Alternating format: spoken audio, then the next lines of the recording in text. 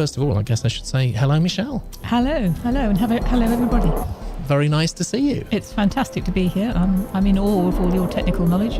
As you know, I'm not that good at that sort of thing. So fantastic. We'll just have to take it as it comes. And I should say in advance, excuse me if I cough occasionally, because always after publicity tours I go down with something. So I shall try to mute the sound before I cough. Wolfie Rocker is saying, hi, Michelle. Hello, Wolfie Rocker. Okay, we're going to do our first call now. It's going to Belgium. Let's keep our fingers crossed that it's going to work out all right.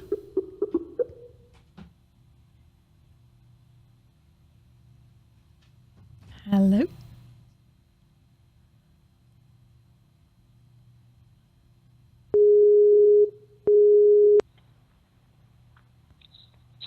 Hello there. Hello. Hello. This is the Clancast calling you. Give me your clan name, please. My clan name is Aisha. Hello, Aisha. You are talking to Michelle. Hello, Aisha. It's wonderful to talk to you. Oh, hello. As you can imagine, I'm really excited. Your books are all excellent, and I'm really a great fan. So, well, thank you very much. And may I say, your English is amazing. I'm really impressed. Oh yeah. Well, it's kind of you to say that because I'm French and I've been learning English for 5 years now. So. Well, that's very impressive. So, have you read the books in French or in English? Well, I read the first one, let's say Wolf Brother, in French, and then I found that the style and everything was much better in English. Yes. And so I decided to continue reading them. Right. Do you have a question that you'd like to ask me? Yes. So how did you come up with the inspiration to write the books? Well, that came in bits and pieces over many, many years. The first bit came when I was about 10, and I was really keen on wolves, and I wanted a wolf of my own, but my parents wouldn't give me one, not surprisingly, because we live in London.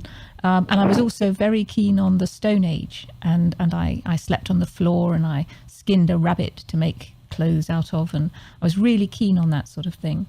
And then I grew up, and I sort of thought I'd forgotten about it.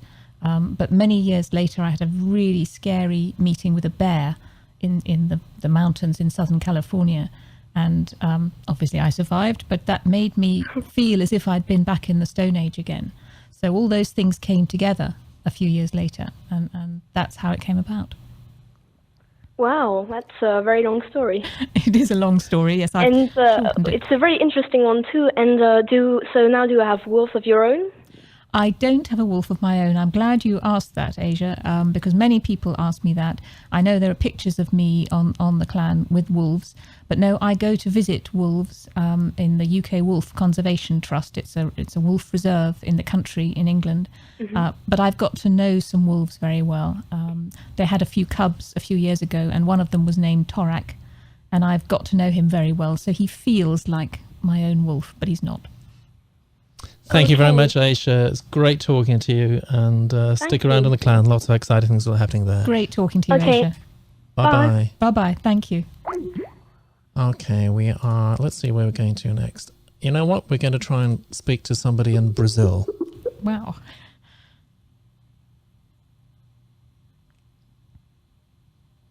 And I don't speak Portuguese, so we'll have to... Yeah.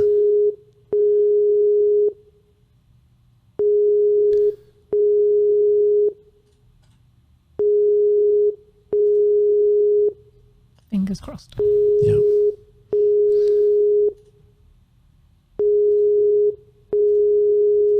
And sometime in the morning in Brazil, I think. Hello? Yeah, hello. What's your clan name? What? Hey, can you repeat? Yeah, hello. What's your clan name? What's your clan name? Ouch. Ouch. Look, okay. Okay, are we speaking to Ouch? No. All right, what's your clan name? David, I think. Okay, what would you like to ask Michelle? Yes, please. Yes. Okay, you're speaking to her. What would you like to Hello, ask David. her? Hello. She's speaking to you.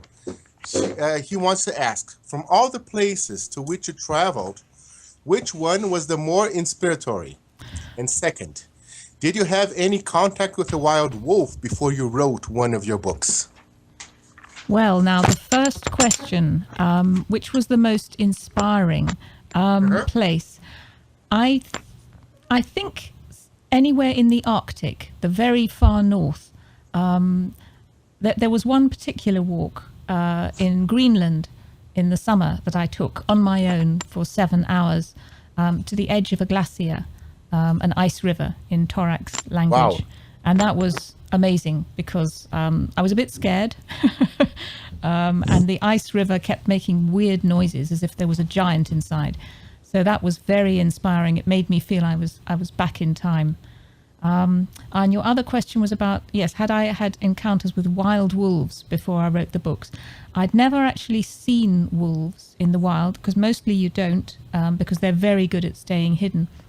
But I had, in the mountains of Transylvania, in Romania, I'd come across wolf tracks crossing my own, and I'd come across wolf droppings, scat. And so there were signs of wolves. And I'd heard them howling in Poland as well, in the mountains of southern Poland. So there were traces of wolves, but I hadn't seen them. And that, in a way, was more inspiring, because it's wonderful to go walking in a forest where there are wolves. Thank you very much. That's a great pleasure. It's wonderful to talk to somebody so far away. For me, in Brazil, it must be early in the morning for you. No, it's 1 p.m. Okay, it's lunchtime. There we are. I'm no good at maths, so there we are. Very nice talking to you. Thank you very much for your call. Thank you very much. Bye-bye. Fantastic. We've got one or two questions here as well, actually, Michelle, that I'd just like to fire one at you. This is Sure. from Renn of the Ravens Has My Hair. That's a long name, isn't it? And she says, when Renn's father was killed, what was he doing in the far north? It always seemed to be kept very mysterious, and I thought he would have a role to play in the last book, but obviously it didn't. So I just wondered, why was he there? Renn's father, he wasn't really in the far north as such. Well, he'd gone north, and then he ended up, because they found his body near the lake, as I recall, Lake Axehead. So he was sort of northish. You're never going to find out exactly. Nobody knows exactly what he was doing. And this is a slight spoiler in case anyone hasn't read Outcast. But by the time he was nearing his end, he knew that his mate, Seshru, was no good, and so that was a huge disappointment to him, disillusionment. So he'd left his clan. He was wandering off. He in a sense, he sought his death. That was what Finkedin suspected, but nobody ever knew, because they found him dead later on. I think they recovered his body much later, didn't they? This is the description in Outcast. Yeah. So that's a really searching question. Well done. Thank you for that. Now, shall we try and see if we can go to Bahrain? Excellent. Bahrain, here we go. Keep our fingers crossed. Fantastic.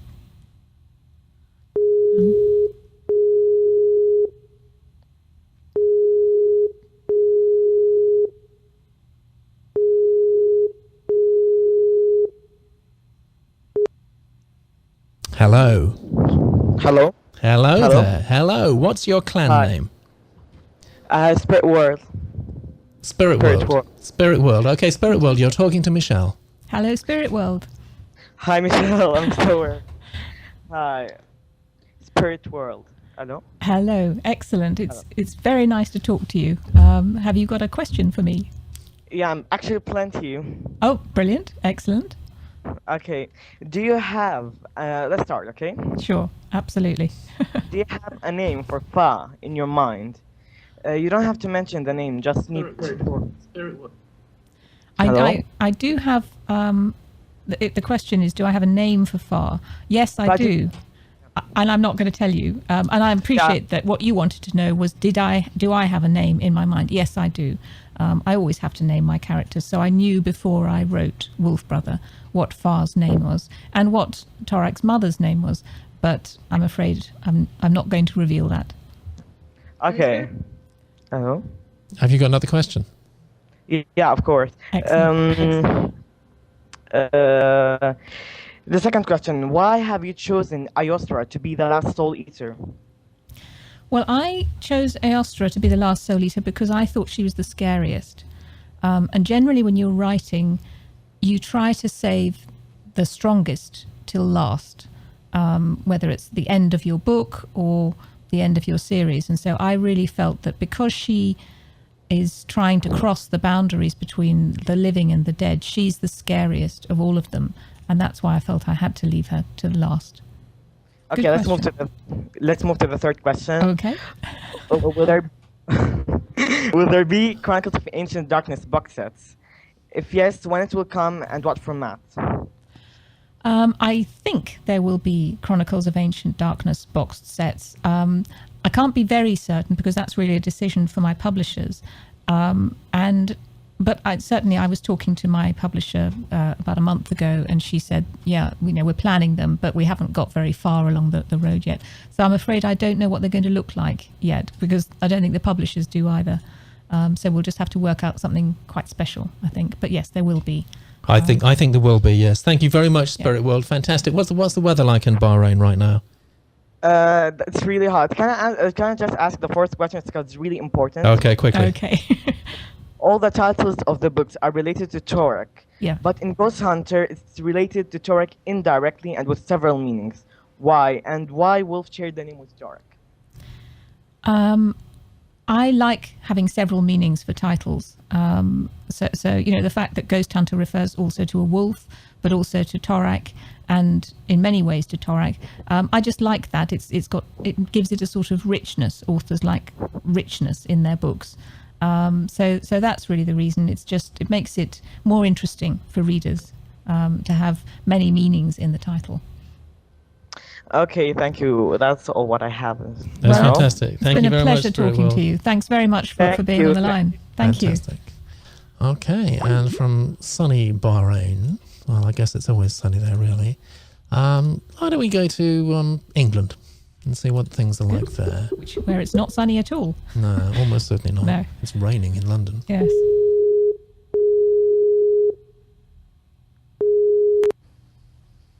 Started. Hello. Yeah. What's your clan name, please? Amber Eyes Wolf. Amber Eyes Wolf. Well, you're talking to Michelle. Hello, Amber Eyes Wolf. I'm Michelle. Okay, what would you like to ask her? Is it hard to write the books? Is it hard to write the books? Yes, it is hard. I mean, it's really, really fun. The easiest bit is writing, is doing the research, swimming with killer whales, going to meet the wolves. That's really, really fun. And it's not very difficult because I just have a little notebook and I take things down. When I get to the stage of writing and planning the story, it's really hard. And just to show you, actually, I brought along, I didn't know you were going to ask this, but I brought along a piece of the manuscript to show you what it looks like. I don't know if you can see anything, but you can probably see how scribbled on it is. That's the first page of, I named it chapter 29. It eventually became chapter 33. You can see all the crossings out. You can hardly read anything. It's just ridiculous. And then I type it up, and that's the same page typed up. Again, loads of scribbles. And I do that about 30 or 40 times. And just to show you, actually, that's the bit in chapter 33, which starts off, flames leapt, shadows reared, on its pillar the Tokaroth clutched a sputtering torch and glared at Torak. So that's when Torak's just gone into the Mountain of Ghosts. But now you realise how much crossing out and generally scribbling goes into writing the book. So yes, it is hard, but it's incredibly fun. And occasionally it will come alive and I'll feel as if Torak and Renn and Wolf are really there. I can almost see them. So that's when all the scribbling and the crossing out is worth it. That's a good question. Thank you. Very good question. Do you have another question at all? Yes. Are you going to write any more books? I am definitely going to write more books. In fact, I am hard at work on planning the next series. I'm afraid I can't tell you what it's called yet because I'm a bit superstitious. I like to keep the details to myself until I'm sure of them. but it's going to be set, the series, still in prehistoric times, a little bit later than Torak and Renn and Wolf's time, and a different part of the world, but still prehistoric. And I'm getting really keen on it. And I think it's going to be about 5 books, I think. So, yeah, lots of animals. Not so many wolves, I have to say, but different animals. And, yeah, I'm getting very, very keen on the main characters. So, oh, yeah, definitely. That's fantastic. Thank you very much, Amber Eyes Wolf, and you can be sure that people on the clan will be the first to know when Michelle does finally announce whatever she's going to do next. Yeah, yeah. Nice talking to you. Thanks very much for talking to me. Okay, should we stay in England for the moment? We have another clanner. We're just going to try calling. It's all going quite well so far. Don't say that. All right. Please don't say that.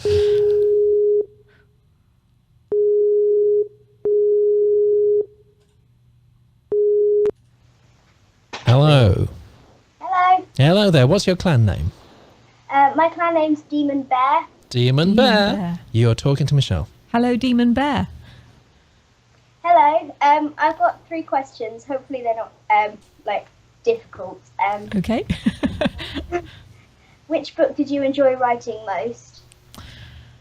You know, that is actually quite a difficult question, because it's almost impossible to answer, because I love each of the books for different reasons, because they're, different parts of the Torak's world, and he's growing up, and Wolf's going through different things. But generally, I think it's the one I've just finished is my favourite, because, writing is really hard, as I said to somebody else. But when you finally finish a book, it's very, very satisfying. And so you tend to think, that was really hard, but now I've finished it. So that's my favourite book. And you forget that you felt that with all the other books. So that's a long, waffly answer. I don't really know. How do you think of the names for the characters? Because they're all really interesting. Oh, thank you. Yes, the names, the short answer is I had to make them up, because we don't know any Stone Age names. So Torak, for example, I took sounds from old languages like Old Norse, which is what the Vikings used to talk, some ancient Egyptian and some Inuit. Torak actually does mean something I found out when I went to Greenland. It means perfect in Inuit. Of course, he's not perfect, but it's quite a nice name.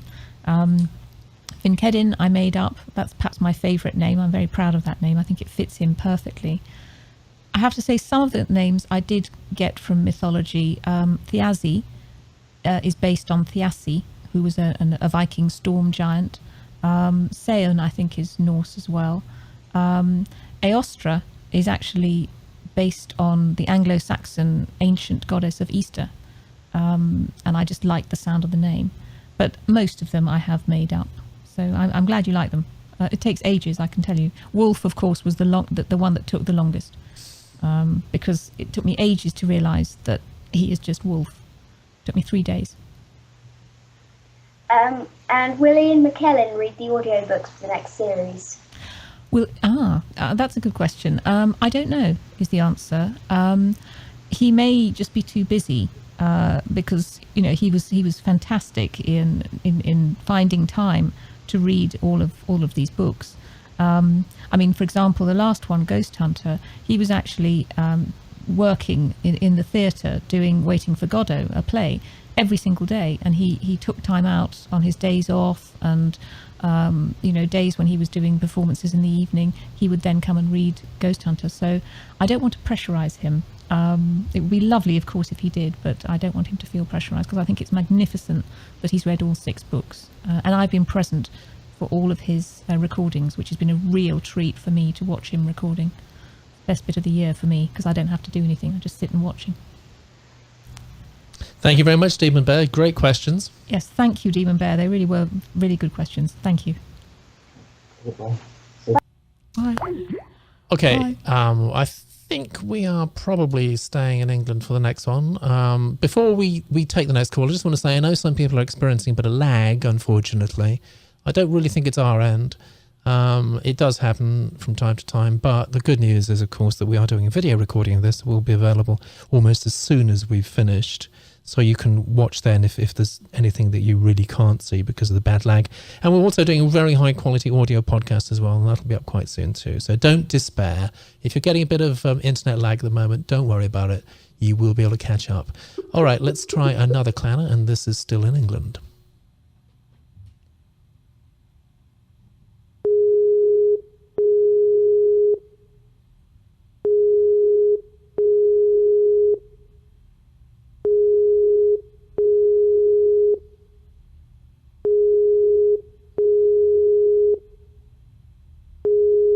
Having a cup of tea or something. Having a cup of tea, yes. Lucky them. No, okay, we are going to try a different clanner this time. And yes, still in England, and another one from England. Do make sure that you're ready to take the call, please. Otherwise, we'll just have to pass over you. Hello there, what's your clan name? You're calling Demon Bear again. Oh, sorry, Demon Bear. Sorry. Excuse me. Sorry. What? My mistake. Excuse me. Right. This is the person I meant to call.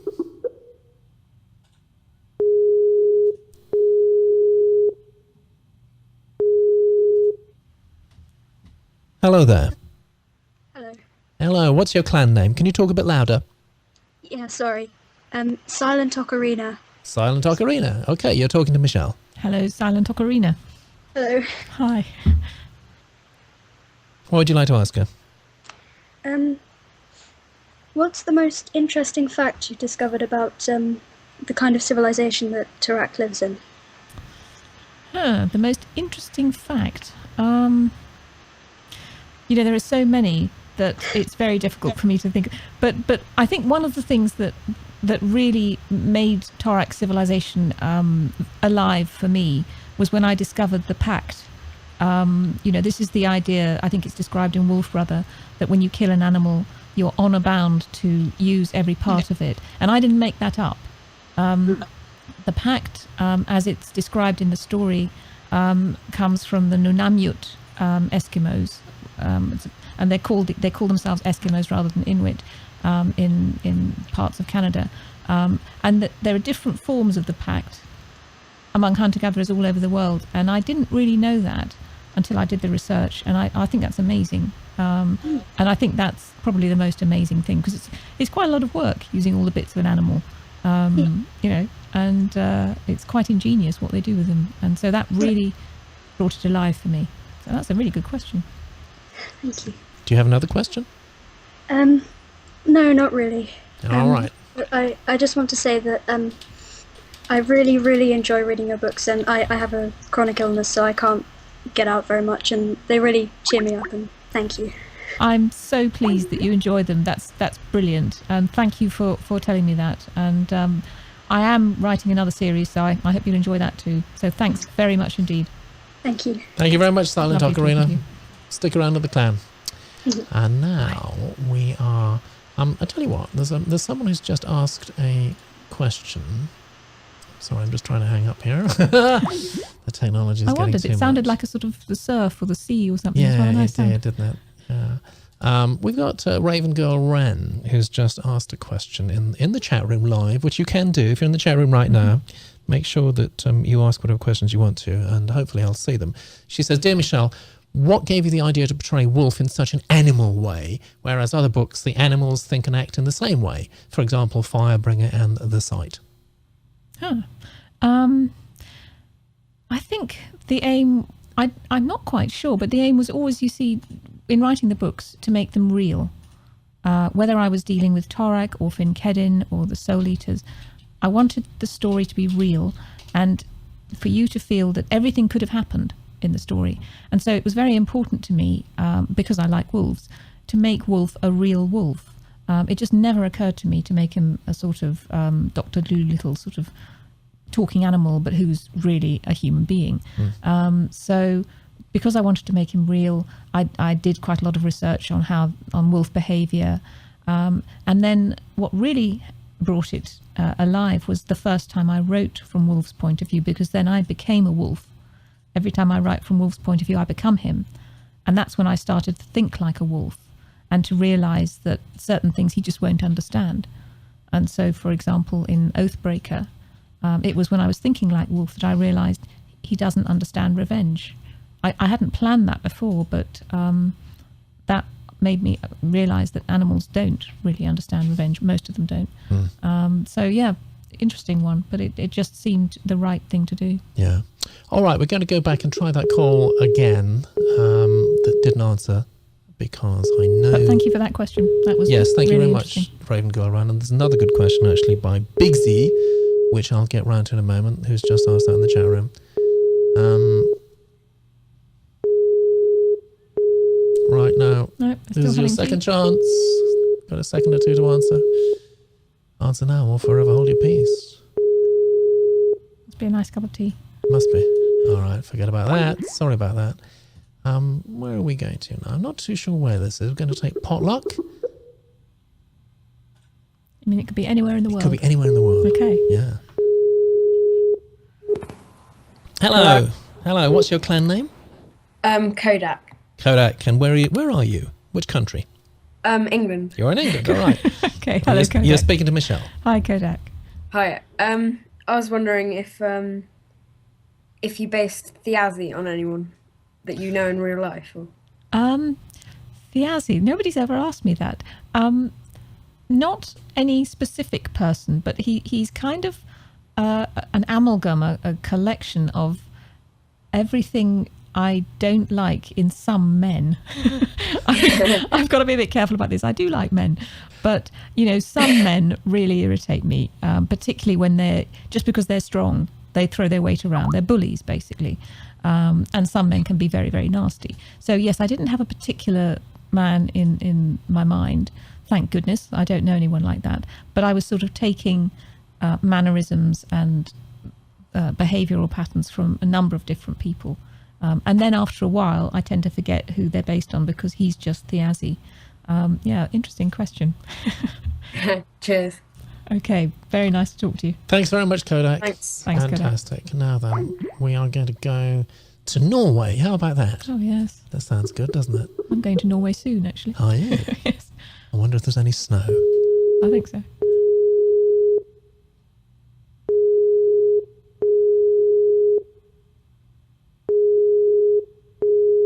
Maybe they're out playing in the snow. It might be. Hello. Hello. What's your clan name? I love Wolfies. I love Wolfies. You're talking to Michelle. Hello, I love Wolfie. Hello. Okay, my question was, what is your favorite book, like, other than Wolf Brother? You mean what's my favourite book that I haven't written? Yeah. Yeah. I have lots of favourites because I love reading, and when I'm not writing, I'm mostly reading. So I read in the morning, I read at lunchtime, I read in the evening. But if you said, no, come on, Michelle, you've got to choose one book, I think it would probably be The Lord of the Rings, J.R.R. Tolkien. Yeah, I really love that book, but I have to be very careful with it because it's so powerful that I get miserable when I've finished it. So I have to be a bit careful with it. So, nice question. And your English, by the way, is really good. Yeah.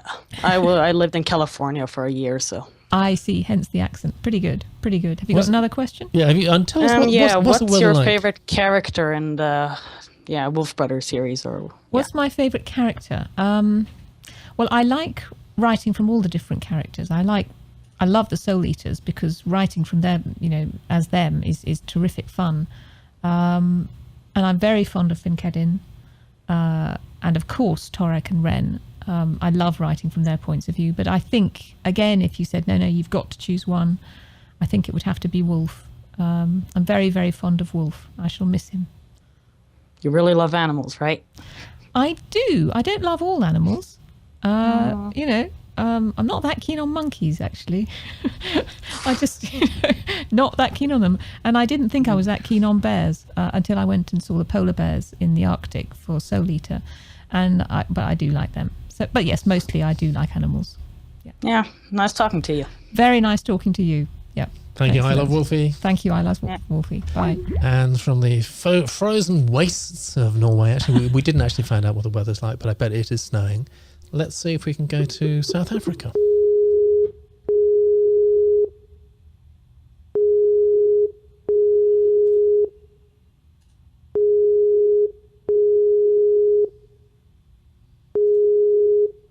where it'll be summer in South Africa, I think. I think it will be, Yeah. yes. So probably out on the beach, I should think. If they're sensible, yeah. No? Okay. We can try again a bit We later. can try again a little later. Just a reminder to everybody, please, if you have already registered with Skype to talk to Michelle, make sure that you are ready, because we will be calling you. So make sure you're by the computer and ready to take the call. And also make sure you've changed your status, please, because I can see a lot of people here who are showing up as not online. Okay, and if you're not showing up as online, I'm not going to call you. So please make sure that you are showing green online, okay? Now then, let's try another call. I don't know where in the world this is, but we'll find out in a moment.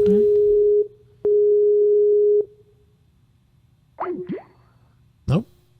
Okay, and the third one will be lucky for us, I think.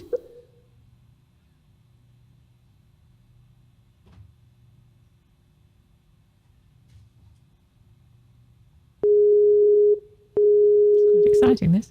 Yes. The tension is building. I know. Hello? Hello, what's your clan name? Hello? Hello, what's your clan name? Oh, Kiwi? Kiwi. Where are you, Kiwi? Which part of the world are you in? Actually, I'm from France, but I live in Canada. Okay, so you're in Canada right now? Yeah. Fantastic. Well, you're talking to Michelle. Hello, Kiwi. Hello, Michelle. Hi. Good to talk to you. Have you got a question or several questions for me? Yeah. Brilliant. So, wait. No, don't worry. I wanted to know, are you going to Canada soon or like? I have no plans to come to Canada at the moment.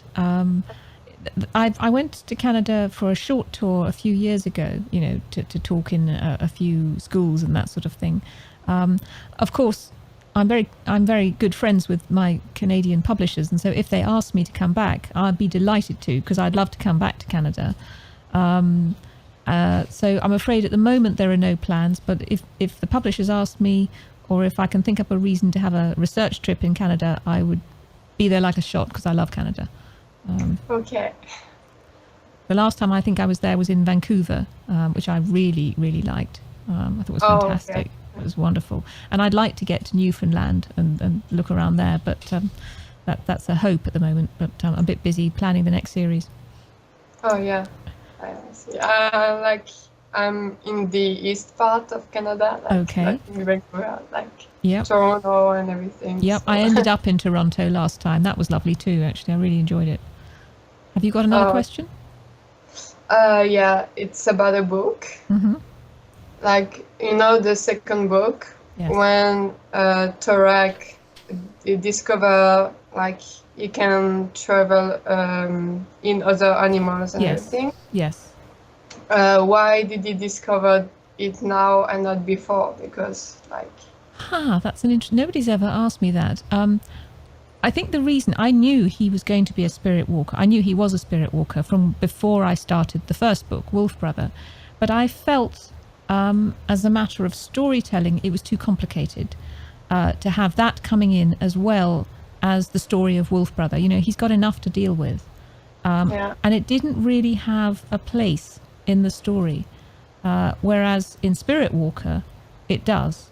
And so that's part of the thing that I like about planning a series. You know, I have all the different things in mind, and then it's working out which things fit which story better. So I just felt that it would have crowded Wolf Brother to have all that coming in at the same time as Torak losing his father and meeting Renn. It's just too much.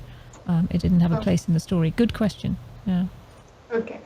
Thank you. Thank you very much, Kiwi. Nice talking to you. Really nice talking to you, Kiwi. You too. Thank you. Bye-bye. Okay, we've got 3 quick questions from the chat room. First of all, Briggsy says, if you could spirit walk, what would you spirit walk into? I think I would spirit walk into a killer whale. Whoa. Because they don't have many predators. Not even man really hunts them that much. They are really fast and dashing. I think they have a terrific life. They have strong family groups. They've been called the wolves of the sea by some American Indians. They're a bit like wolves. They like talking and playing, and it would just be enormous fun to be a killer whale.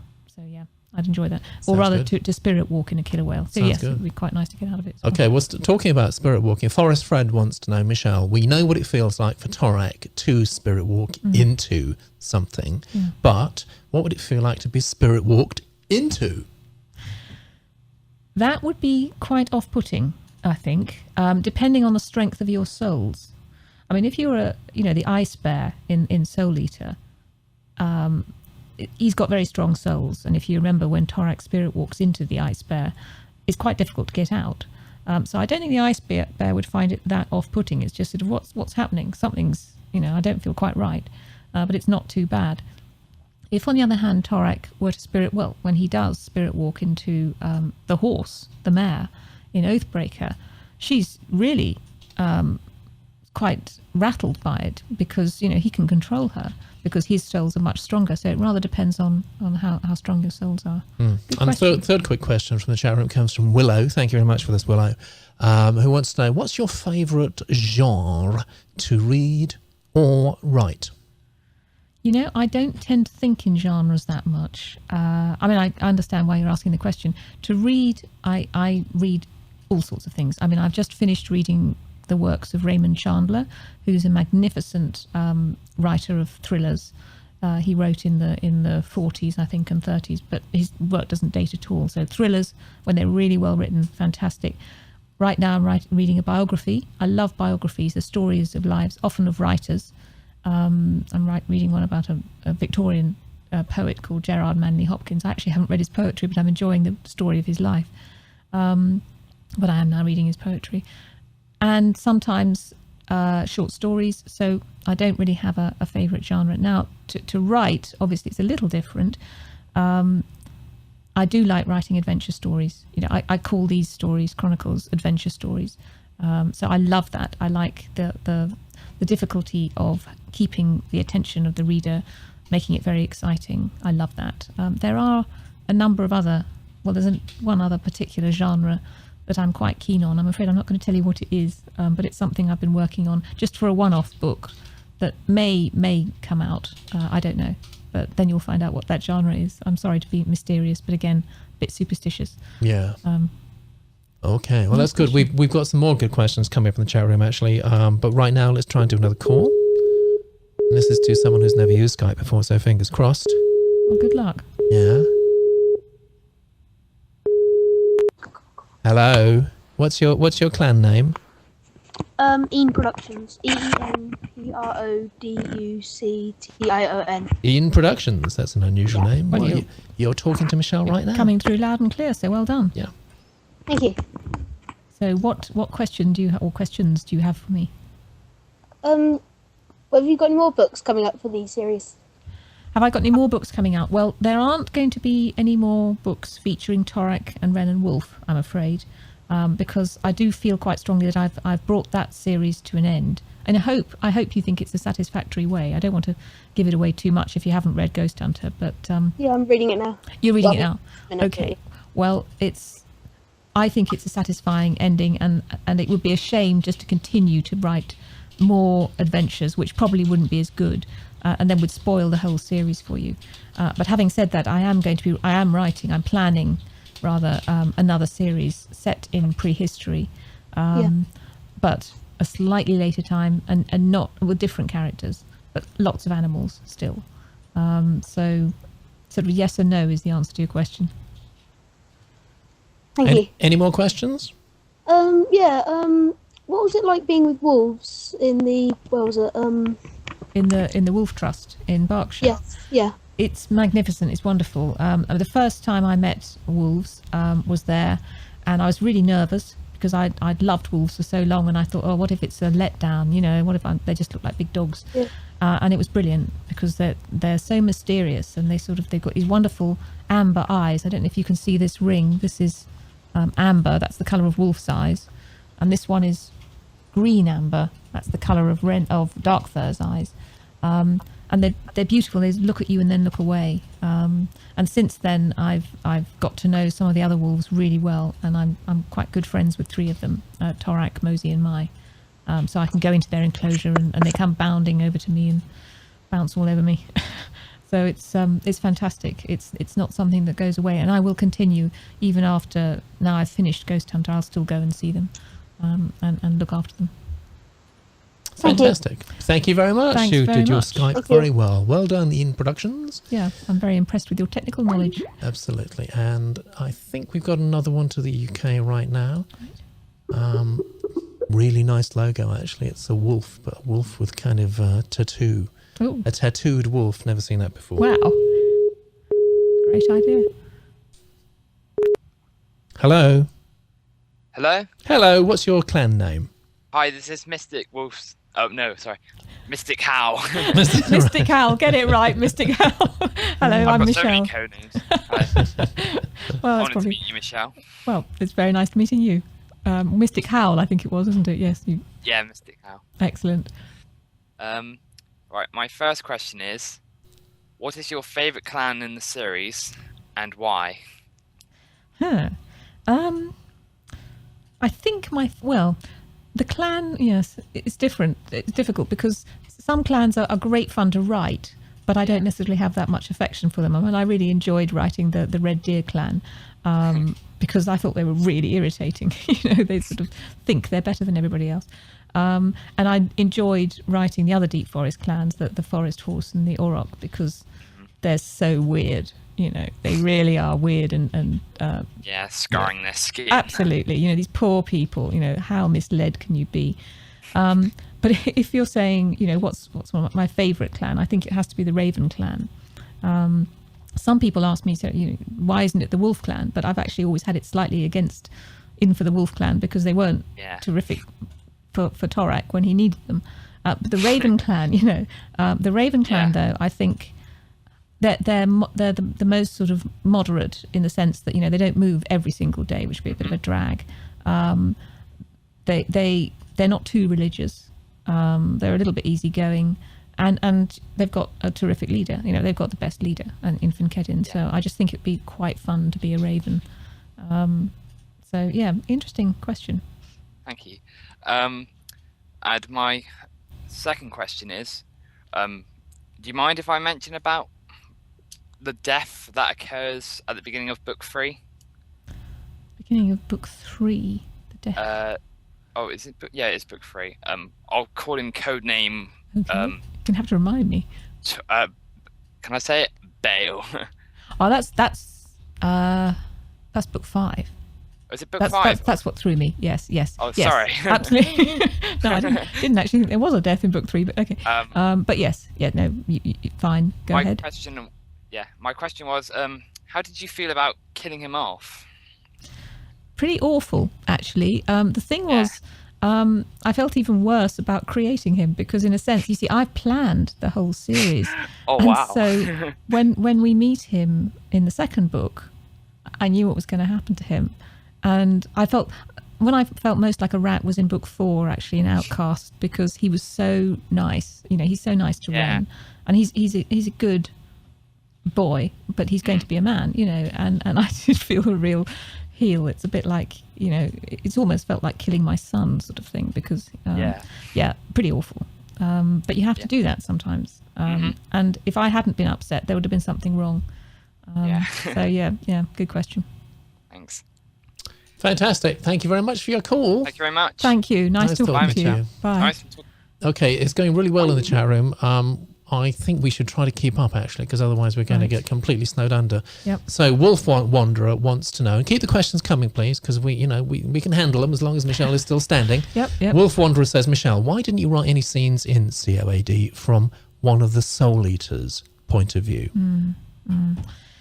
Yeah, it did occur to me. It did occur to me to do that, to write from one of their points of view. But I think part of the reason is that it is scarier when you aren't inside someone's head, and it's more mysterious when you're not inside their head. Then all you've got to go on, which is what Torak has, is what they do, their actions. and what they say. So I just felt that was the main reason. It was scarier and more keeping the reader in the dark, as Torak is, by not getting inside their head. And the second thing is that I felt I wanted to keep to just 3 viewpoints. You can fragment a story if you have too many viewpoints. And so Torak, Renn and Wolf, you may have noticed there are a few short chapters from Finkedin's point of view. I think there are a couple in Soul Eater. I know there are a couple in Ghost Hunter. But we don't really get too much into his thoughts because I want to keep him mysterious. Yeah, okay, I've just done something stupid, and I actually haven't got the person's name who's asking this, but it's a good question. Will Michelle ever return to Malawi to write about the Southern African tribes? I definitely wouldn't rule it out because I don't rule anything out. You can't when you're a writer because some story may come to the surface that needs an African setting, and then Malawi would probably be the place I'd go. I have no plans at the moment to go there, but never rule anything out. Never rule it out. Veronex wants to know, when you was writing the first book, were you thinking that you will write the whole series? Yes. Pretty much as soon as I started writing Wolf Brother, I was having a lot of fun, and so I didn't want it to end. But I also felt that the story wouldn't end. There would be so much more to tell, because in a sense Wolf Brother is just the first time when Torak is starting to get to know his world, and I thought, well, that's just the forest, but then we've got the sea, the far north, the lake, the deep forest, the mountains. There was so much more, and so I just sort of took time out from Wolf Brother and just planned pretty much the whole series in about a week. Yeah. Willow's come back with another good one. If the books were turned into a film, and of course we think that's happening, would you want a professional actor to play Torak and Renn, or would you want new faces? I think I'd like a mixture of the two. I mean, you'd probably need a professional or someone who's done a bit of acting training to be any good. Maybe not, I don't know, but I would definitely want new faces if I had a choice. I mean, I should just make clear, because I do get letters from people saying, can I be Renn and things. I don't have any control over the casting, but if I did, I would want new faces. I always think it's nicer rather than seeing someone thinking, oh, that's the guy from Twilight or something like that. Yeah. He's too old, but something like that. So I'd want someone new with sort of interesting faces, not the sort of very regular features that you see on soap operas and things like that. And Library Girl, I think that's Library Girl, but Library Girl, it's a bit of a howl. I'm not going to attempt that. No, it says, would you like to come to the Wolf Conservation Centre in NY for a visit?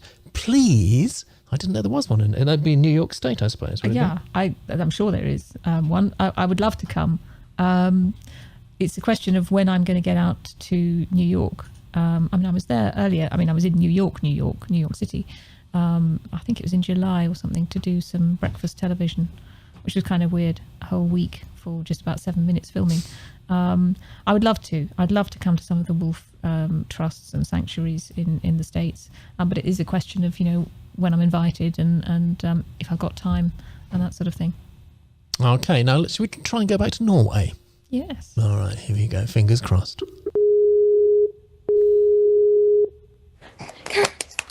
Hello. Hi. Hello. What's your clan name?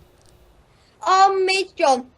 I can't pronounce that, but Miss John or something like that. Hello, I'm Michelle. You're talking to Michelle. Hi. Ask her whatever you want to.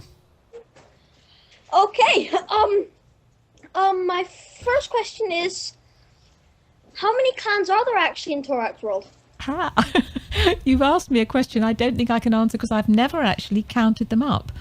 So I can't answer that. If I went home and sort of counted them up, I probably could, because the thing is, there are all the clans named on the main map, so you could count all those, but then there are a few extinct clans which have died out, like the Beaver clan and the Eagle Owl, and there's probably a few others mentioned in the story. So well done, you've asked me a question that I can't answer.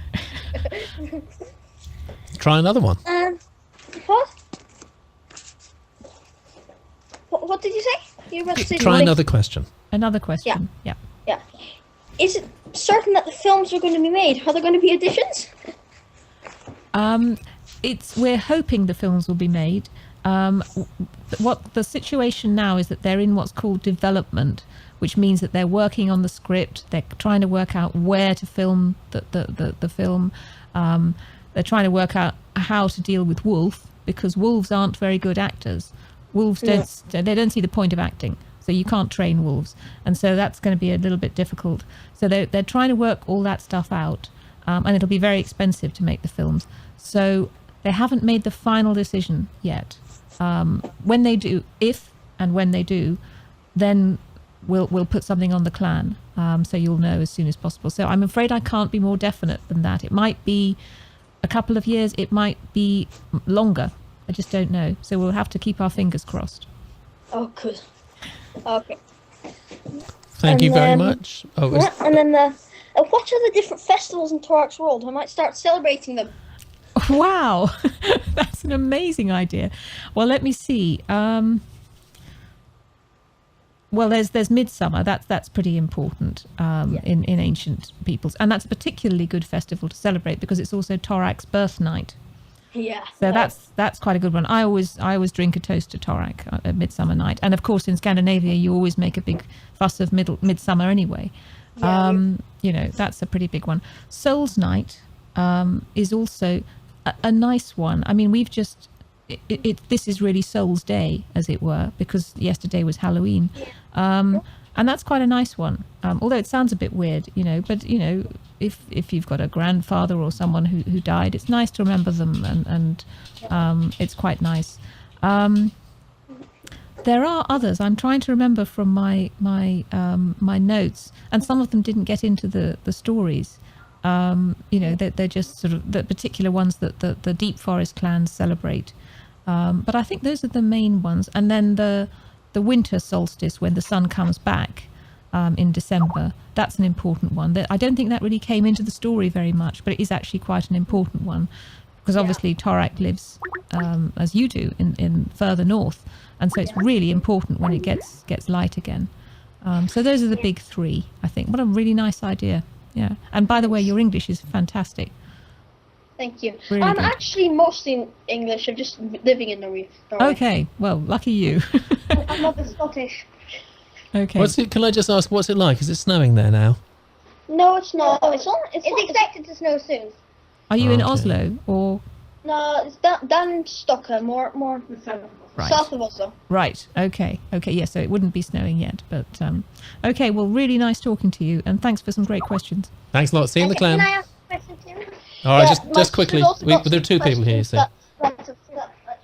Okay. Yeah. Question. What's your question? What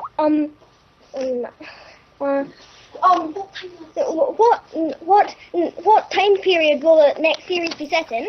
Now you're asking what time period. Well, I'm afraid I'm not going to be very I know, but I'm not going to tell you, because when I'm working on the series, I don't like to give the details too much. It's a little bit later than Torak's time. Torak's time is 6,000 years ago. This is a little bit later, but but still prehistoric. So that's all I can tell you. Fantastic. Thank you very much, both of you. Thank you, Norway. Thank you, both of you. Thanks very much. Sounds like the Eurovision Song Contest, doesn't it? We should get some votes in. Where should we go next? I think this is England. Right. We'll see.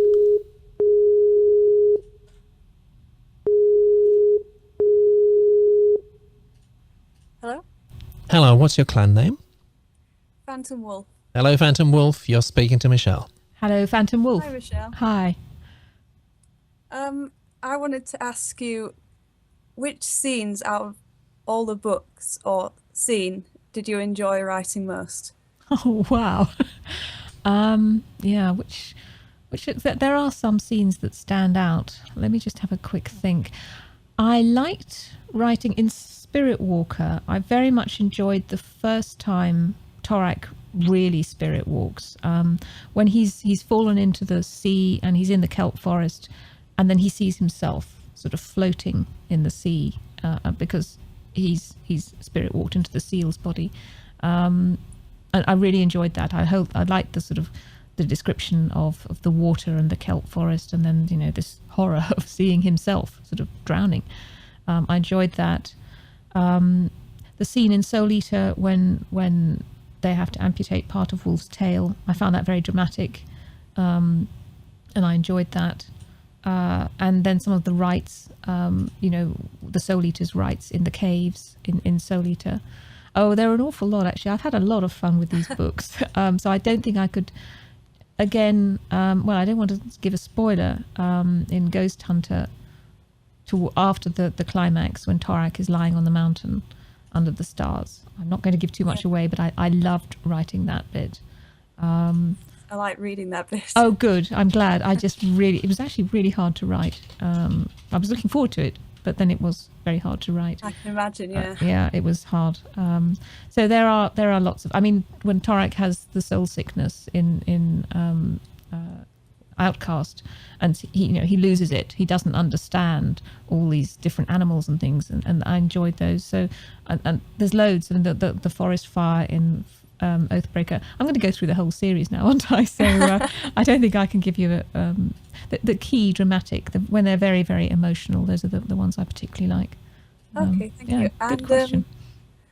Also, where did you get the idea for the 3 souls, and after death you have to draw the death marks so that they stay together? Yeah. Well, I'm glad you asked that. A lot of these things I didn't completely make up.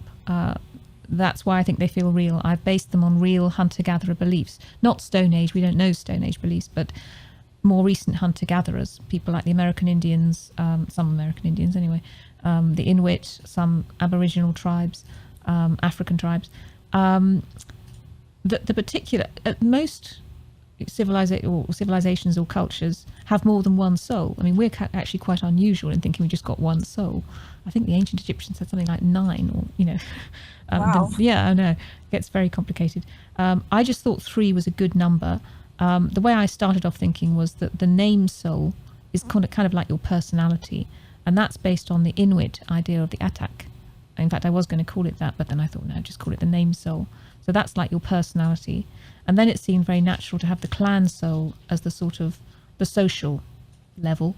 And then the world soul, which I think is based on some American Indian beliefs, being connected, everything's connected. So that just seemed like the different levels in Torak's world. And the death marks, I think I got certain cultures. I think somewhere in Malaysia there's a tribe, and I can't remember, do make marks on the body to sort of keep the souls together, but I can't for the life of me remember where I got it from. But then the fact that they're in red ochre is very ancient. They've found graves and skeletons sort of tens of thousands of years old, marked with red ochre. So all of that came together. So yeah, nice question. Thank you, very interesting. Good, excellent. And just one last little question. Yep. And that's, are you planning to come to West Yorkshire anytime soon? Because I know you've been to the Ilkley Book Festival before, but I've always missed you. I really would like to meet you. Right. Well, I was in Halifax and Calderdale and Huddersfield and various places like that a few weeks ago. Yeah, I know. Sorry. So I've kind of done the tour for this year, which is why I've got a cough, and I will shortly be breaking off to cough. In fact, can you mute it? Thank you. Yes, we had to do that to protect your ears, otherwise they'd be bleeding right now. I'm hoping I think next year I'll be doing about a week's publicity in something like it's April or May, I think. And I may be coming to Yorkshire. I know I'd like to do Ilkley again, actually, because it's a lovely festival. And I always like coming to Yorkshire, because actually the Pavers came from Yorkshire originally. So that's a long time ago. So that's a long waffly answer. Not sure, but hope so. Okay, thank you. Okay, thanks very much. Nice talking to you. Thank you very much. Nice talking to you. Thank you. And now I'm going to try to... I got a little bit confused here. Yes, I'm going to try to get us across to the States.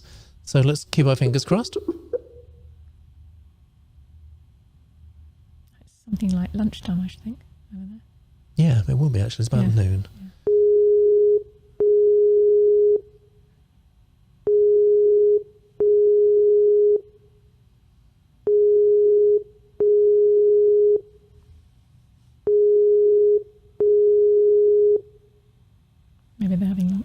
Hello. Hello. Hello. What's your clan name? My clan name is Wolf Shaman. Wolf Sheenan. Shaman. Wolf Oh, Shaman. Wolf Shaman. Wolf Shaman. Well, hello, Wolf Shaman. You're speaking to Michelle. Hello, Wolf Shaman. Hi, I'm Michelle. Hello. Hi. Can I ask you, where in the States are you? I'm in North Carolina. Okay, fantastic. Excellent. Well, it's great to talk to you. Do you have a question for me? Or more than one? What would you like to ask Michelle? In the 6th book, who is Narander compared to Narek? Because that part kind of confused me. Okay. Well, spoiler here for anybody who hasn't read Ghost Hunter, you might want to close your ears now. Narander, are you asking his relationship to Narek? Yeah. Yep. Okay. He's the father. Narander is the father of Narek. I mean, what may have confused you is that Narek, in some of the previous books, was a little a lemming, and a vole and things like that. But actually, what it was that the father, many years before, Narander had a son and loved him very much and lost him under circumstances which are described in the book, and so he went a bit mad. And that was when he took to sort of carrying around a pet vole or a snow vole or a pet lemming and calling him Narek because he couldn't bear to have lost his son. So he that's what maybe confused you, that one minute Narek is a lemming and the next minute he's a boy who died many years ago. But Narander is the father. Does that clear it up for you? Yeah, it does. Good. Do you have another question? Yeah. In one of the previous books, I can't actually remember which one, but it says that every 1,000 years a creature is born, like a spirit walker. Yeah. Would it be possible that like an animal could be spirit walking into somebody? Yes, it would. It doesn't have to be a person. It would probably, we might not hear about it because the animal might not understand what was going on, depending on what the animal is. And they wouldn't have any way of communicating to us. But that's a really nice thought, and absolutely, yes, it doesn't necessarily have to be a person. Okay. Yeah. Thank you very much, Wolf Shaman. Catch you in the colony, in the clan I'm in. Nice one. Thank you very much, Wolf Shaman. Goodbye. Bye. Nice. And I think it's back to England now. Yes, here we go. This is someone who says, I want to suck your blood. Oh. It's just friendly, isn't it? Yeah. Hello, what's your clan name? Hello? Can you hear me?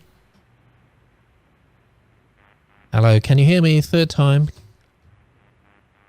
No. Yeah. Got a little bit of a technical problem there. Come back to them. Yeah. Okay, now let's try here. I think we've got a slight issue with this as well. Let's keep our fingers crossed. This is the second time I've tried. Hello, can you hear me? Yeah. Fantastic. What's your clan name? Monkey. Monkey? Yeah. Hello, Monkey. You're speaking to Michelle. Hello, Monkey. I'm Michelle. Hi. Hi. Do you have a question for me? Yeah. What are you planning to make after this Chronicles of Ancient Darkness now that you've finished them? Well, I'm preparing another series, which I think will be about 5 books. It will be set in prehistory, but a little bit later than Torak's time, and a different part of the world, a little bit warmer. I can tell you that, but I'm afraid I'm not going to tell you much more because I'm still working out the details. But I'm very keen on it, and it's getting quite exciting, and quite a few animals, but different animals, not wolves. So yeah, that's what I'm working on at the moment. Oh, great! Excellent. Yeah. Got another one. How was it? How was it studying the wolves and things? Studying the wolves is really, really fun, actually. It doesn't feel like work at all. The way I do it is I go to the Wolf Trust in Berkshire, and they've got a beautiful big enclosure with trees, and one of the enclosures got a lovely sort of lake with a fountain and everything. And I just go in and spend time with the wolves. When they were little, when they were cubs, I spent quite a lot of time with them because I needed to for Outcast. And I had a little notebook, but I had to keep it out of the way because wolf cubs eat everything. And so if they'd got hold of my notebook, I would never have got it back. But it's just the little sort of details, seeing Torak when he was a cub eating blackberries, but not eating the green ones because he didn't like them, just eating the ripe blackberries. But with the hazelnuts, he liked the green ones because they're softer. And seeing them sort of digging up under logs and things to get at dandelion roots because for some reason they wanted to chew those. It's really fun, actually. And a lot of it I couldn't get into the story. You can't get everything in, otherwise it's boring. But so I've got pages and pages of notes of things they did. But yeah, really, really fun. It's one of the best things about doing the research is spending the time with the wolves. Yeah. I went to a thing in Scotland. It was a sort of an animal farm thing, and they had about 3 or 4 wolves there, and they were explaining loads about them and feeding them. That was really good. So you've seen real wolves? That's brilliant. Yeah. Excellent. Yeah. Did you find them impressive? Yeah, it's really good. They're different from dogs, aren't they? Yeah. I thought they would be quite similar, but no. No, there is a difference. I think it's in the eyes, particularly the way they look, and that you can tell that they're much cleverer. They've really got a lot of thought behind those eyes. So congratulations on seeing the wolves. It's not everybody has seen real wolves, so fantastic. Well, thank you very much. Do you have other questions or? No, I can't think of any right now. That's great. You're in Spain, aren't you? Yeah, in Spain. What's it like there now? Okay. Yeah, it's 22 degrees out here right now. Nice. Wow. Well, it isn't here. It's November-y. November has started with a bit of a splash here. Yeah. But really nice talking to you anyway. Thanks, Monkey. Thank you, Monkey. Bye. And now we're going to try a second time. We're going to try one more time here. And keep our fingers crossed. Yes. You're quite lucky today, actually. Hello, can you hear me? I can hear you. Can you hear me? Hello, can you hear me? Yeah. Okay, try and shout. Can you be a lot louder, please? Hello! Yeah, hello. Yes. Can just about hear you. What's your clan name? I forgot. Okay, well, never. Well, we'll call you Anonymous then. What would you like to ask Michelle? Hello, Anonymous. Hi. So what inspired you to write the books, all of the books in the first place? What inspired me to write them? I think, really, I mean, it came as a complete surprise to me. It was a complete accident. I was in the middle of writing grown-up books, and it was a bit like you're supposed to do some homework, and actually you stop to skive off and do something else. Because I found an old story I'd tried to write at university about a boy and a wolf. And it wasn't very good because I didn't know how to write then. But it was the story of the boy and the wolf. That was really what got me. And I think that was based on when I was a child and I'd really wanted a wolf and I'd wanted to live in the Stone Age. And that was what inspired me. And I think that goes way back to when I was a baby. Because my parents had an Alsatian, a dog in Africa, and she let me sort of clamber all over her and she looked after me. And so my first memory was of a really nice big wolfy dog. And so that was really what inspired it, but that's going back a very long way. So as you can see, it came in bits and pieces. Fantastic. Thank you very much for your question. No problem. Okay, thank you, Anonymous. All right, and now, why don't we get off to Slovenia? Yes. Interesting, huh? You ever been to Slovenia? No, I haven't, actually. Just about to, hopefully, keep our fingers crossed, we're just about to talk to somebody from Slovenia. Or maybe not. Or maybe not. Hello. Hello. Hello. Good to hear you. What's your... Hello. It's Carrot Mai, isn't it? Carrot Mai. Hello. Hello, Carrot Mai. My name is Michelle. Hello. Carrot Mai. Carrot Mai. Yes, excellent. Do you have a question for me, Carrot Mai? Oh yes. When I was reading the books, I noticed similarity between Wolf Brother and Outcast, because Torak seems to run away from people there, and then again I spotted similarity between Spirit Walker and Oathbreaker, because again that of a friend took Torak on a journey to yeah. Anyway, he entered revenge, and I assume there is a connection between the Solicitors and Ghost Hunter too, but I didn't read Ghost Hunter yet. So, was this done on purpose, or that's just a coincidence? I think it's sort of half and half. Some of these were done on purpose, because when I was planning the books, most of the stories, Torak is going on a journey, and there are similarities between, yes, you're right, Wolf Brother and Outcast. In both of them, he's running away from people for part of it, and I quite like that, because he's different. In Wolf Brother, he's a boy, he's 12.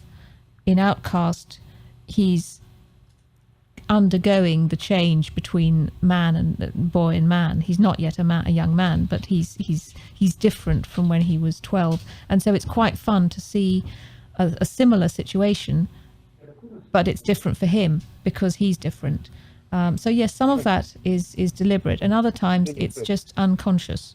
It just happens, and that's what happens when you're writing stories. It's a very interesting question.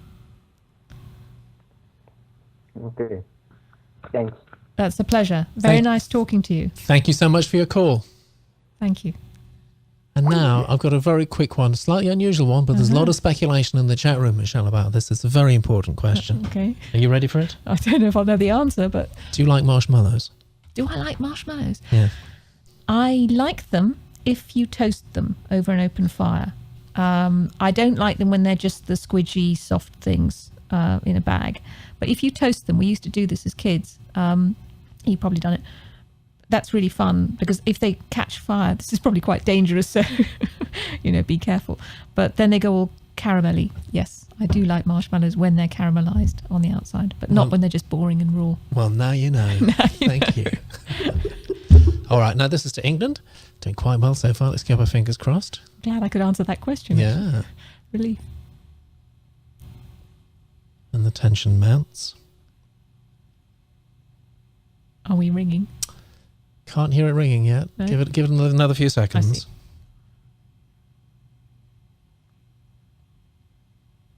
No, we'll come back to that. And this is, don't know where this is. This is complete potluck. It could be anywhere in the whole world. Wow. And, okay. Here we go. Hello. Hello. Hello. What's your clan name? Hello. What's your clan name? All right. You're listening to Ustream with the volume up. Can you mute your volume in Ustream, please? Off now. I've turned it off. Okay. That's fantastic. That's brilliant. Okay. What's your clan name? Leon. Leon. All right. You're talking to Michelle. Hello. Hi, Leon. Can you tell me where in the world you are? I'm in England. I'm in Plymouth. At the moment. Brilliant. Okay. Quite local. Excellent.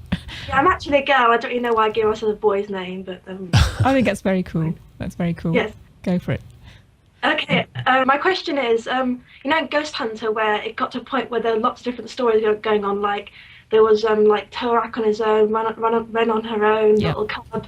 Was it quite hard to keep all of the stories together, running continuously? It was incredibly hard. I'm glad you asked that question. I find that very difficult. It was very hard. What I had to do was work out timelines. It's just on a piece of paper and say, day 1, Torak leaves the Raven clan, day 2 and day 3, and then do the same thing for Renn, because she was about a day behind or so to begin with anyway. And then what I thought was, this is going to be really confusing for the reader, and that's why I've used the weather all the way through the story to try to give you some idea of what's happening. So I think there's a very frosty night, and then it's snowy, and then later on there's a fog. Oops, sorry, just hit the microphone. There's fog, and I've tried then to that was helpful for me too, as a marker. But yeah, the only way to do it was to actually write it out on a piece of paper and then keep track of it, because otherwise I'd have got really confused. And the other thing that was very, very complicated was the climax of Ghost Hunter, because there was an awful lot of people involved. There was Eostra, there was, a number of Tokaros, there were various dogs. So a big bad battle at the end, wasn't there? Yeah, and I had to make sure that, how many Tokaros are left and how many dogs, and you don't want to have one lingering to polish off Torak or something. So yes, very complicated, but then once you work that out, that's when it's fun, because then you can just get down to the writing. Yes, or bring it all together at the end. Exactly. But that's why I like planning, because if I didn't plan like that, I would just get into terrible trouble, and it would be tangled and messy, and you wouldn't be able to understand it, and if you couldn't understand it, you wouldn't find it exciting. So yeah, I'm really glad you asked that. Yeah. Fantastic. Thank you very much for your call. Just want to say, I saw you at the Putney signing. Oh, yes. I'm Sophie. I saw you a couple of times. Yes. Oh, yeah. Excellent. I gave the little photo of... I remember that. Yeah. Oh, well, that's really nice to meet you online again. So, I really enjoyed the series. Well done. It was really good. Oh, thank you so much. That means a lot. So thank you very much. Excellent. Okay. Bye. Now, Wolfang says, I like your necklace. Thank you, Wolfang. I always forget to mention these things. This is a necklace of seal claws from the ringed seal, Phoca hispida, Latin name. That's the same kind of seal that is Bale's clan creature skin. In fact, speaking of Bale's clan creature skin, I have one here. Wow. This is you can see all the beautiful silvery fur. This is the ringed seal fur from Greenland.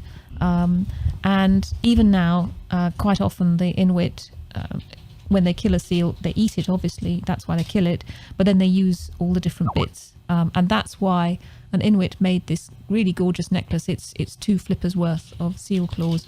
And I bought it in Greenland when I was doing research for the Spirit Walker, because I just thought it's so Stone Age.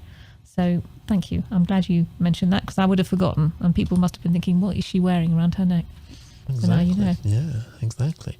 We've got 1 or 2 more questions, actually quite a few more questions in the clan, but why don't we try another call now? I'm trying to find out where this is. No idea, actually. No idea. It's potluck again. Hello, where are you, and what's your clan name?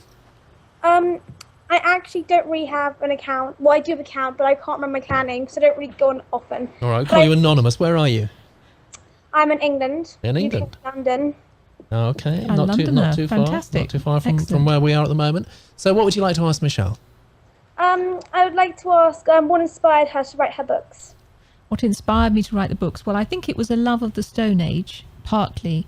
And that goes back very early, before I could read. My parents had a big book of beautiful pictures of people who lived in the Stone Age. Very dramatic pictures. And sometimes they were skinning animals and making clothes out of hide. And I used to look at this book, which I still have, because my mum gave it to me. I used to look at this book when I couldn't read, but I could still just enjoy the pictures. And I wanted to live like that. So that was one of the early things. And then I tried as a child. I wanted to sort of build shelters out in the garden and things like that. And then loving wolves was another thing. And I think that's partly because my parents had a dog, an Alsatian, when I was a baby, and so my first memory was of a nice wolf, a wolf-like dog, I should say. So that's probably where it comes from, very early on. Yeah. Cool. Now, I wanted to ask, sorry, I'm sure. Caroline, and hi, Michelle. I don't know if you remember me. I used to work at Simmons. Caroline. Caroline Luder. Oh, yes, I do. Hello, Caroline. Simmons, for those of you who don't know, was the law firm where I used to work. So, hello. So you don't miss your life as a lawyer, I dare say. Please don't be offended, all lawyers who may be watching. But no, I have never missed it for a nanosecond, I have to say. No, I'm much happier being a writer. Even when writing is difficult, as it sometimes is, it just didn't suit me being a lawyer. So no, I like being my own boss. Because you started writing while you were working as a lawyer. I did. Yes.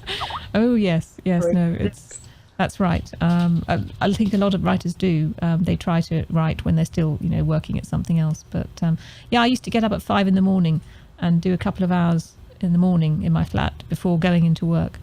So yeah. I realised that at the time. I don't think I told anybody at the time, but.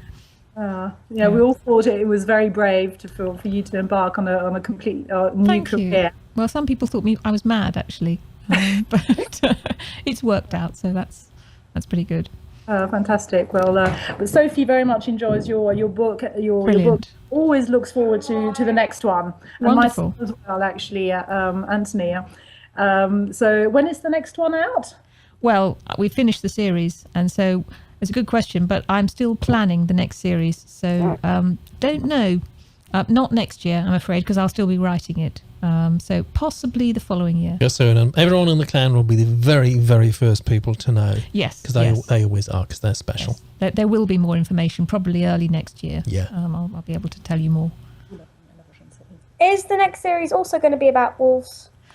Wolves are not going to be so important in the next series, I'm afraid. I think I've said what I want to say about wolves, and I think it would be a shame to go on because you just think, oh, well, we've had this before, more of this sort of behaviour. We've had it when there've been cubs and things, and so no, I want to try different animals. But it will be exciting. We know that. Oh yeah, it's definitely going to be exciting, yes. and there may well be volcanoes in it. That I can tell you. Now there's a clue, everyone. There's a clue. It's worth waiting for. We've been online now for 1 hour 21 minutes, almost 22 minutes, and you've heard it first here. Yes, you're wearing me down, you clan lot.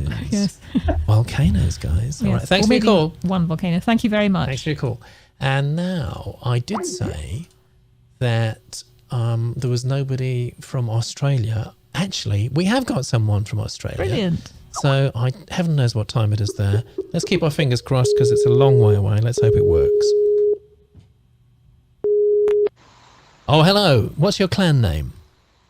I'm Tim Wolfbrother. Tim Wolfbrother. And whereabouts are you? I'm in Melbourne, Australia. Melbourne, Australia. And what time is it there? It is 4:25 a.m. In the morning. Well, I've got to say, Yes. you are such a dedicated fan. Thank you so much. It's a great pleasure to have you. And I'm going to say you're all over to Michelle now. Hello, and gosh, well done. I mean, I'll treat you very gently because it's very early in the morning, but It is brilliant. very This must be very strange for you, but fantastic to meet you online. And shoot, what questions do you have? Oh, could I just say a statement first? Of course. You came to our school once. I was originally from Burkhall, and you gave us a talk in our library. Right. Oh yes, I remember that. Yes, it was very good. Excellent. Yeah. I brought various things along to show you, I think, and everything. Yeah. Okay. You sent me a copy of Wolfbrother. Wonderful. Excellent.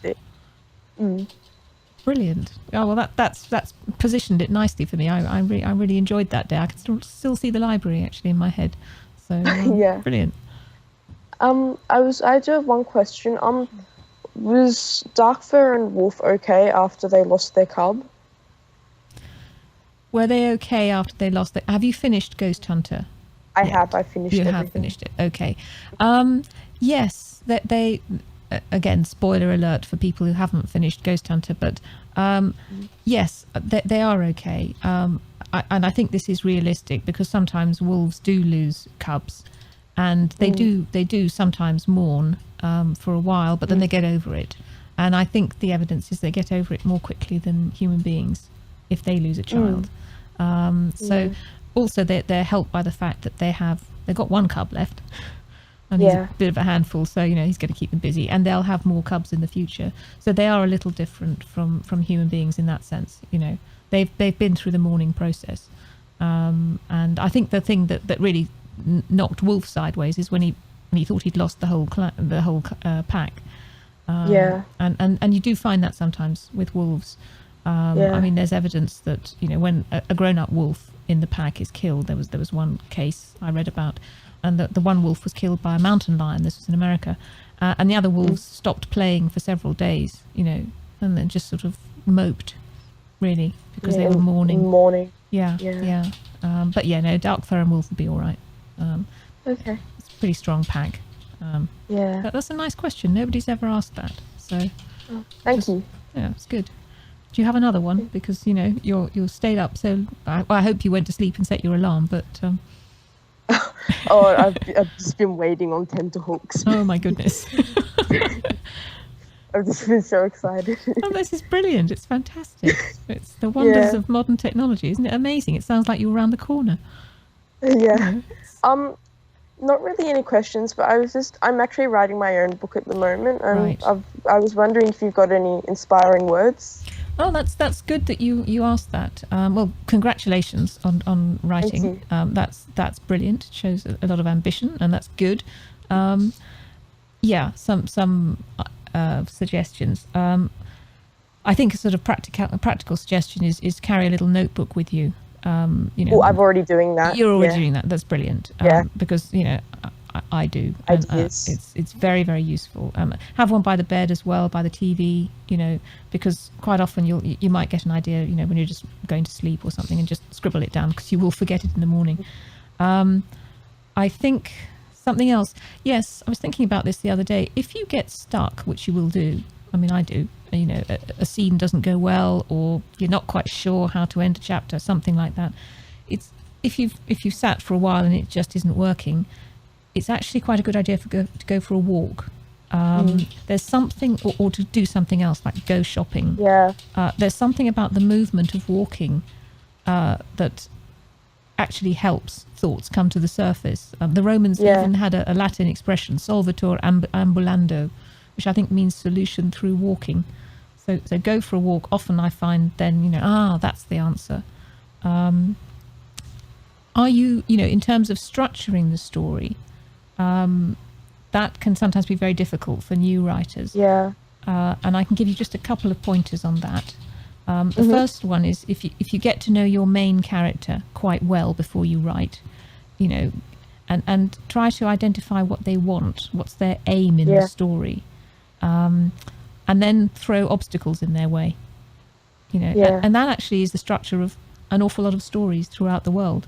It's the structure of all my stories. You know, Torak wants to rescue Wolf and Soul Eater, but things get in the way. And that sounds like a very simple way of describing a story, and you can make it much more complicated, but that's the basic structure. And it's quite helpful if you think you're losing your way to sort of get back to, now, wait a minute, what does my main character want, and what's getting in the way? And that can kind of pull you back on course. So it's sort of like obstacles in the way, and then that just builds the whole the plot. And it does. It keeps the reader. It does. It really does. I found I found with Wolf Brother, and also series like Harry Potter, it's constant on the edge of your seat sort of stuff, you know. It doesn't linger on the irrelevant, and I really credit you for that. It's absolutely brilliant work, and that's why it remains one of my favorite series. Thank you. Well, the keeping it exciting is down to rewriting, you know, cutting out the boring bits, tightening it up. I rewrite maybe 30 or 40 times, so that's my final bit of advice, you know, rewrite and put it aside for a few weeks and then come back to it.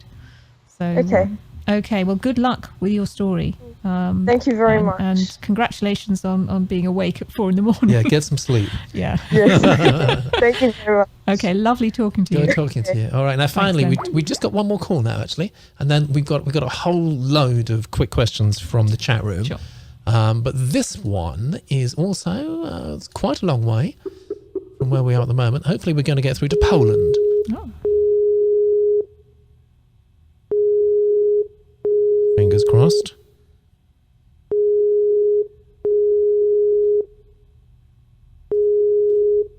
Doesn't sound good so far. No. Internet's a bit slow in Poland tonight. Never mind. I'm going to hang up on that and hopefully... Okay. No, whoops. Oh dear, I've gone all wrong now. I'm pressing all the wrong buttons. Isn't that awful? Nearly went back to Australia again. Just when we told her to go to sleep. Yeah, exactly. That wouldn't be nice, would it? Okay, we've got lots of questions. Quick fire questions from the chat room. Okay. Because we're coming up to an hour and a half now. Right. And I do understand that if we don't let you go, there will never be another series. That's true. So That's true. We better bring this to an end quite soon. But let's all right, deal with the WR34 says, how did COAD, which of course is Chronicles of Ancient Darkness, come to... we've got a call coming in from Poland. Let's take it. We'll Let's come back take to that it, question, yeah. but we'll... Yeah. Hello, what's your clan name? Hello, can you hear me? I got technical. Hello, can you hear me? Can you hear me? No, I think we better draw a line under that. I don't think that's going to work. WR34 says, how did COAD come to you? Like with J.K. Rowling, Harry Potter came to her while she was on a train, and it was all mapped out in her head. How did it come to you? Well, it was bits and pieces.